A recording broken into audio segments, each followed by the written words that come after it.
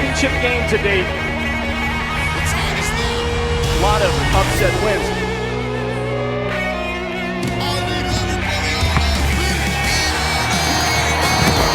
Two teams playing their best football.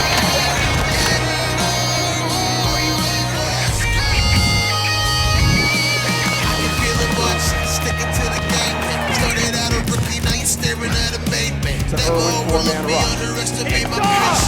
All the dogs hungry, they ain't satisfied with they 2025, feel my heart become alive. Major League The best teams standing are here today. My game winning drive, when I score I go for two, I don't believe in overtime. Put your hands up in the sky like that.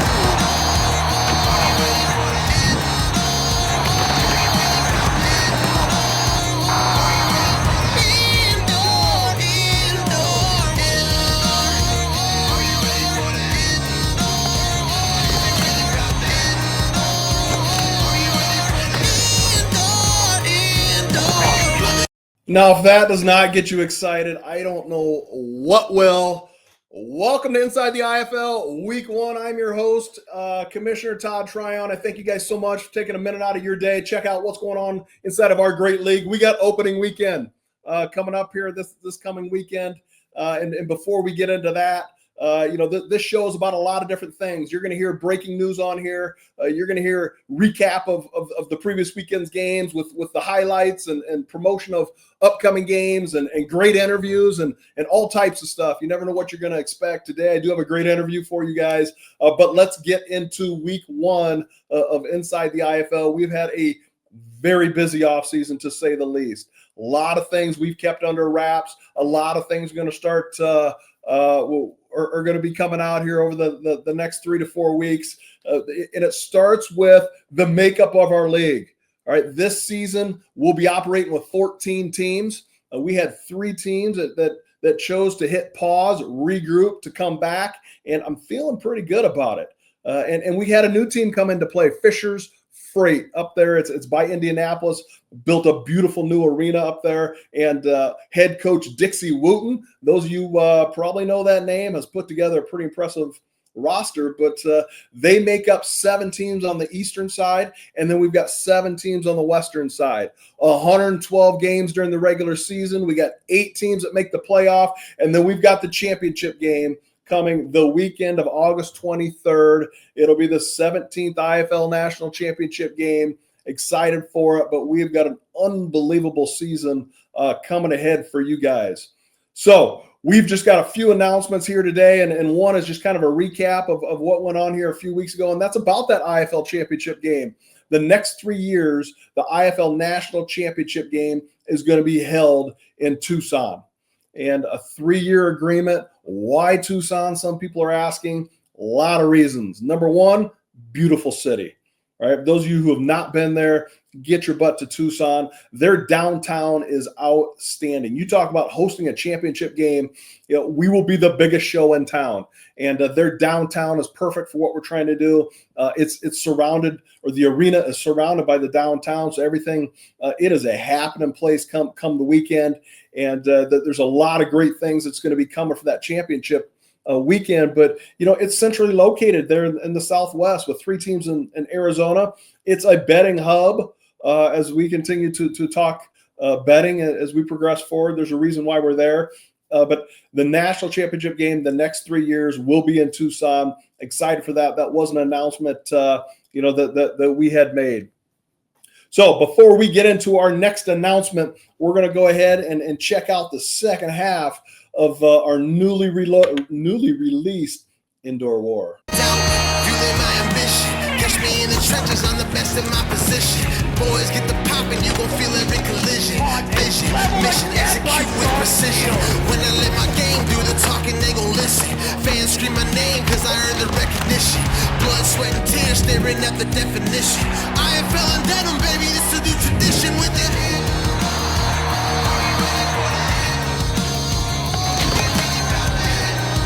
Coming inside, toward the goal line.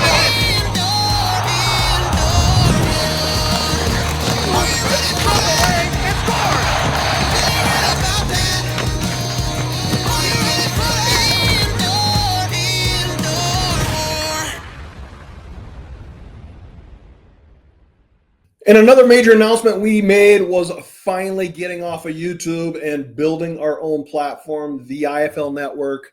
And believe me, I've heard it from a lot of you guys on why we would get off YouTube.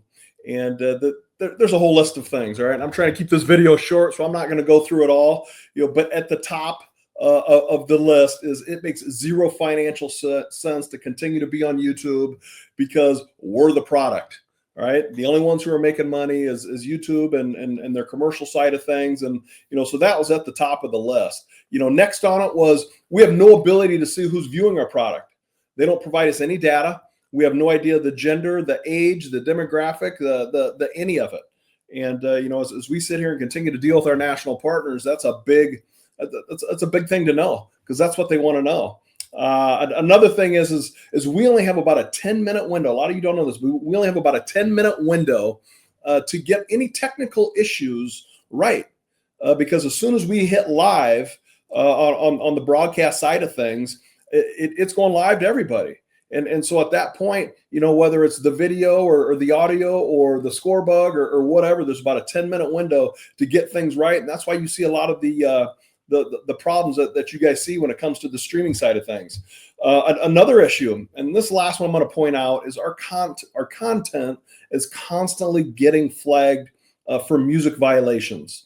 As you know, we play a lot of music during our game. If that's heard through the broadcast, YouTube has an algorithm where they'll pull the game, and we have to sit here and we spend all week, our little staff, disputing these things just to get our game back live.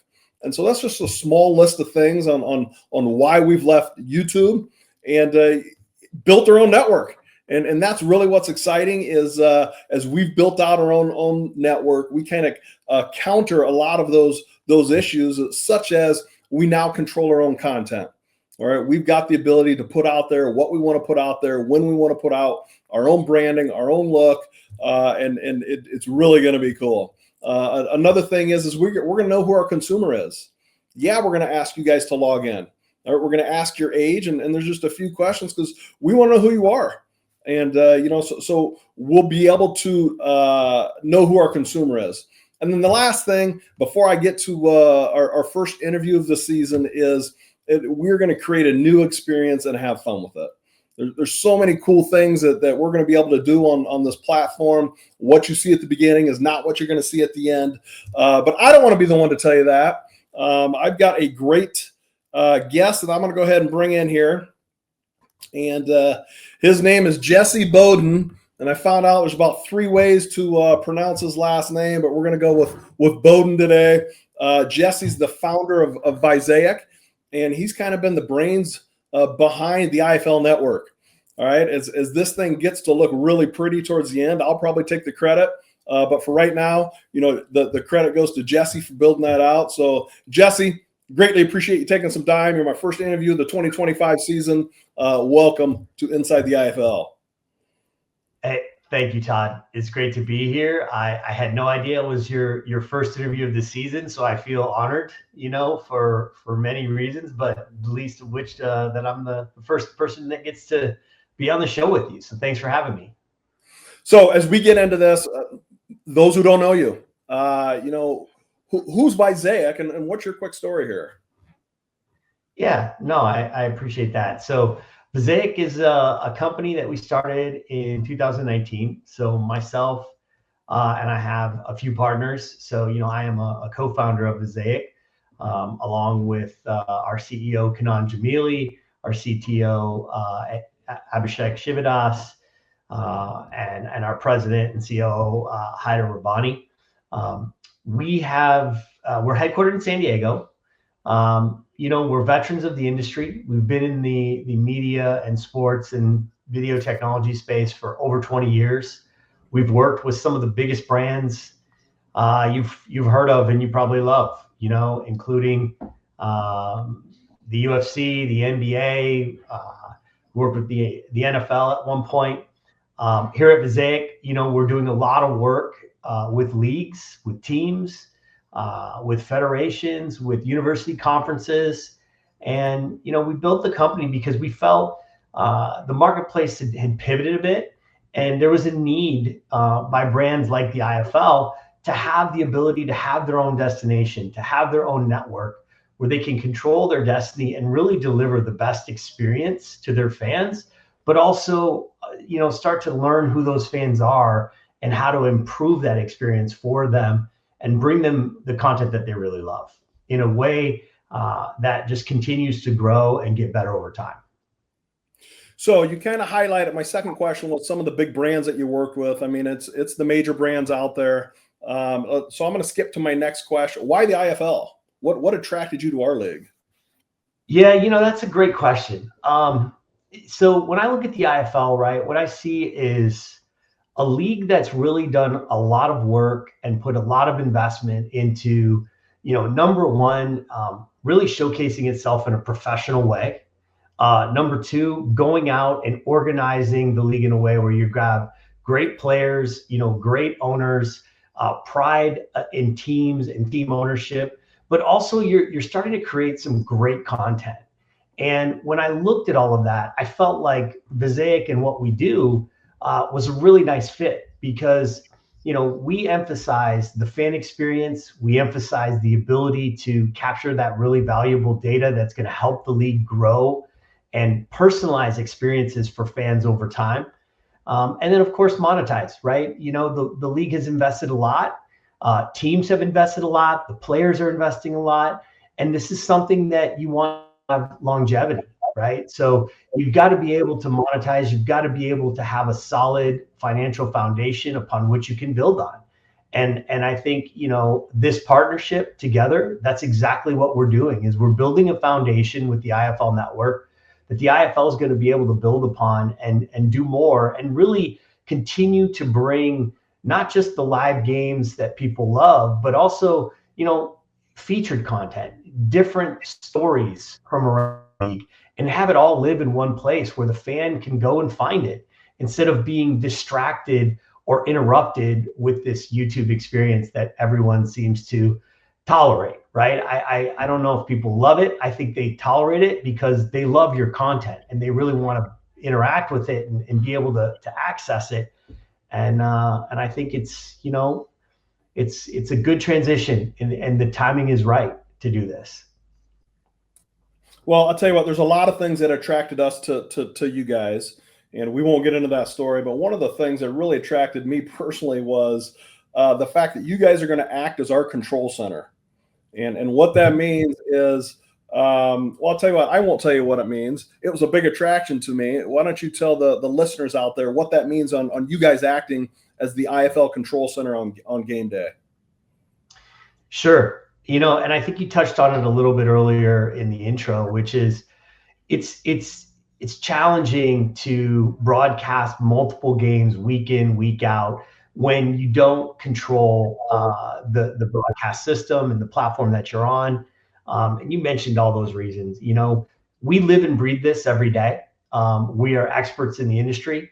We have a full-on broadcast center that not only is going to support your teams and that staff that is working really hard every Friday, Saturday, Sunday to bring those games to the fans live. We'll be there to support them and troubleshoot and make sure that we deliver a flawless broadcast at every opportunity. But we're also going to support the fans, right? If you're coming to the IFL network and you forgot your password or you can't, find a way to find the game that you're looking for, you can contact us through the support portal and we'll be there to help you along and make sure that you get to the game that you're trying to see as quick as possible. And, that whole team and that process is really the unsung heroes in the league, right? They're the ones doing the work day in and day out, making sure that people are getting what they want, which is to watch those games, and the teams are being able to showcase those great players every week without delay. So for the YouTube lovers out there, and I think you said it best, I think they tolerate it. I mean, it's a good way to position it. How's the IFL network going to be different, and what should their expectations be? Well, I think this is the beginning. We look at these relationships as a journey, And, step one in the journey is to establish the IFL network, establish a destination where all the fans can come and find the content they love. But then, that's just the beginning. And where we're going to go from here versus how we're starting are going to be two different things. And, you said it earlier, but I want to emphasize this. The goal with the IFL network is to have a destination where fans have the ultimate fan experience, right? Going to the game, being in venue without question is the best way to experience an IFL game. But if you can't do that, the IFL network is going to give you, a chance to find every game you're looking for, to watch them on demand. You're going to be able to access the clipping tool feature, where if you're a super fan and, you want to show the world, how much you love the game, you're going to be able to clip your own highlights and share those in your own social channels, and maybe promote your favorite player, and do really cool things like that. So we really think about interactivity and how it elevates the fan experience from a digital perspective. There's all sorts of other opportunities that are going to present themselves, whether those are betting, or the ability to pull in live stats and do quad screen, right? Have a full-on network experience where you can watch multiple games at once. So these are all things we're thinking about. These are all things that we are very excited to bring to the fan. And we're going to do that over time in partnership with your team, Todd, and with you. Not to mention, extend the reach, right? Make sure that people can watch this on their Apple TV or their Fire Stick. All of that stuff will come over time. And ultimately, it becomes the place where you have the best digital experience with the IFL. Well, there you guys have it. Jesse Bodine, as sharp as they come. He's been outstanding to work with.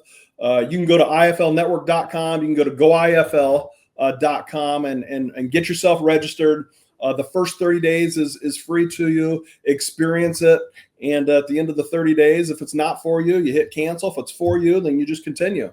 And, pretty convinced as we continue to build on the starting point that Jesse talked about, that this is going to be a network that changes the standard of the industry that desperately needs change. So, Jesse, thank you so much. Looking forward to working with you. Looking forward to our kickoff this weekend, and we'll be in touch with you. Thanks a lot, Jesse. Thank you, Todd. Appreciate the partnership. Very excited to get started, and really excited to work with you and your team and all the great IFL teams out there. Good luck to everybody this season. All right, so before we wrap up our first show of 2025, we've got opening weekend to promote this coming weekend. We've got 3 games for you, 2 on Friday night, standalone game on Saturday night. So let's look at Friday night first. We've got Jacksonville, all right, opening up, going to Massachusetts. Old rival, new rival. Should be an unbelievable game. Coach Gibson there in Jacksonville has got a loaded roster. Power rankings have them rated number 2 with the return of Caleb Barker, and they signed all IFL running back Jimmy Robinson. And Massachusetts, one thing they never lack, and that is talent. Should be an exciting opener. 6 p.m. Central. You guys check that out on the IFL Network. Second game of the night, we see Green Bay traveling to Quad Cities. And those two, I don't know what it is, but every game, it is a slugfest. Both of them they've got a lot of returning players, but they've revamped in some key areas. Notably for Quad Cities, they brought in former MVP of the league, Daquan Neal, at their quarterback position. Green Bay's got the returner of Max Mailer, had an outstanding season, and both of them got a lot of key returning parts. So should be a very interesting game. That's Friday night, 7 p.m. Central in Quad Cities. That's the game I'll be attending to. Looking forward to checking that game out in person. Saturday night, one standalone game, 6 p.m. Central kickoff. We see the newly revamped Tulsa Oilers. They had a lot of players migrate from Frisco, one of them being former MVP TJ Edwards. And Coach Andre is another piece to that. And so they have got a great roster heading down to San Antonio. San Antonio has also loaded up on some pieces, picking up Tulsa's former all IFL linebacker to secure that defensive side of the ball. They've got 2 new quarterbacks that are going to be competing. They're outstanding quarterbacks. They got the return of 2 all IFL receivers. It should be an outstanding game. One thing about San Antonio, it's always a shootout. So check out the games this weekend. Should be an exciting weekend of action. The games are free to you on the IFL network. All you got to do is register. You get your first 30 days for free. Check it out. And listen, thank you guys so much for tuning in to our first episode. Looking forward to a great weekend. Looking forward to talking to you guys down the road. Thanks again for checking out our first episode of Inside the IFL. We'll talk to you guys soon.